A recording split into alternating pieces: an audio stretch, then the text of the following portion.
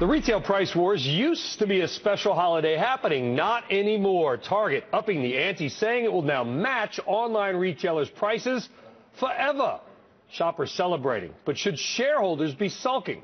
Let's bring in Stacy Widlitz, president of SW Retail Advisors and a CNBC contributor, as well as our own Courtney Reagan. So, Stacy, if I get this right, if I find anything online, right, Amazon.com, Bob'sBargainBin.net, whatever, they will match the price. How can you make money doing that? Well, first of all, they're not going to match everything. It has to be a legit retailer. It has to be one of the majors. It has to be an Amazon, a Best Buy. So this is the first time a retailer has come out and said, we're going to do this all year, not just during holiday. But it was only a matter of time before this happened, before someone was the first mover here. And yes, will it pressure gross margins if people take them up on it? Absolutely. And when you talk about the first mover, I guess the next question is who is going to follow? Courtney, what are we hearing? I mean, I think almost everybody. Best Buy had this holiday price matching program as well. However, anecdotally, I know that if you go into Best Buy and you take in Amazon's price, they'll match it. They may not advertise it, but oftentimes they'll do it. Home Depot did it with me the other day, and a Lowe's coupon. So a lot of the retailers would do it, but the consumers have to take the initiative, and the SKUs have to be the same.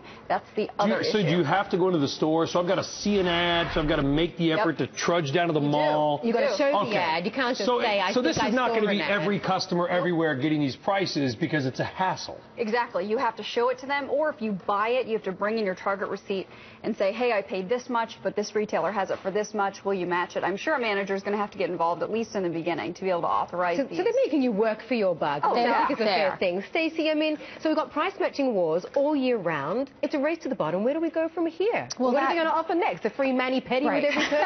I wish. I hope so. Well, JCPenney, free haircut. Right. But no, I think that's the issue. Last year it started with the free shipping, then it was free gift wrapping, then, you know, certainly now it's price matching all year long. So this is a big deal. And also this comes from Target. This is a company that typically does not really compete in the promotional wars over holiday. So it's one of the few retailers that actually keeps the gross margin intact. Well, do the higher end players like Saks and that sort of thing, do they sort of lower themselves to do that as well? Well, I'm glad you asked that question about Saks, because I had an experience recently. I wrote an article for you guys.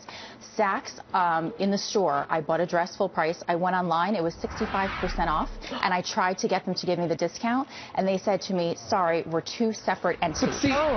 Don't moan and groan. If I was a shareholder, that would make me happy. If I'm a customer, it would make me sad. It makes me not want to go there again. You would not go there come on, again doesn't want to go. But you know what? right? As a shareholder, guess what Saks is doing on that dress that you foolishly overpaid for? Right, exactly. They're I should know making better. money. It's a novel concept Yes, these but days. they make money today, but they don't make money tomorrow because Stacey's now not going to go back into the store. She will go back to Saks, and people will do that because they've had that experience everywhere. But you see my point. Shareholders want different things. Target makes me sad with this. Well, they do, but then again, some of the retailers that do this well, like Nordstrom, that has actually integrated their online and in-store, are gaining traction. Their online sales are up significantly because the customer knows it. They know they're not getting ripped off.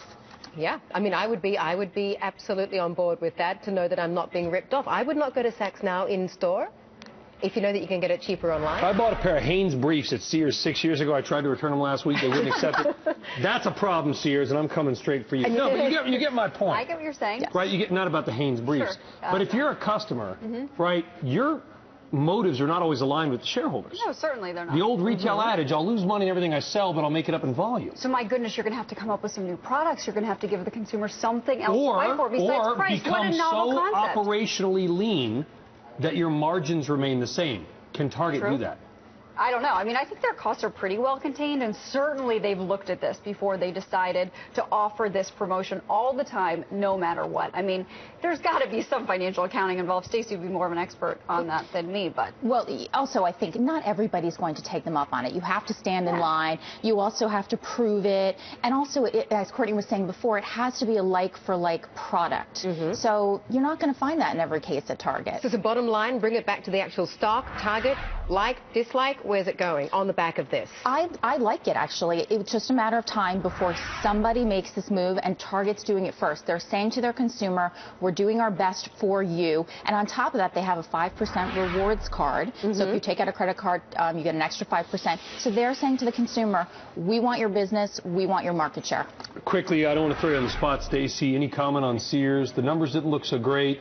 A lot of one-time items there, as Sears is, so it's hard to dive in. And the CEO stepping down for family health reasons. Eddie Lampert, the hedge fund manager who created Sears through the buyout with Kmart and everything, he's the new CEO. Your take? Well, first of all, I think Lampert's been very much in charge behind the scenes, no matter what the title is. But their comps continue to come down. Apparel and appliances were slightly better. But this is a company that's been selling off its good, profitable assets to keep its cash flow there. The base business is really free cash flow negative, and comps continue to decline. At some point, you run out of good assets to sell. Exactly. You run out of them all off. You run out of Band-Aids. There's not that many good assets in the world. Right. And for your comps to continue to be down quarter after quarter. So yeah, I think they have a problem. The competition, whether it's Walmart. Also, they've been picking up a little bit from JCPenney. What if they get their act together? What if they go back to discounting full time, which I think they will?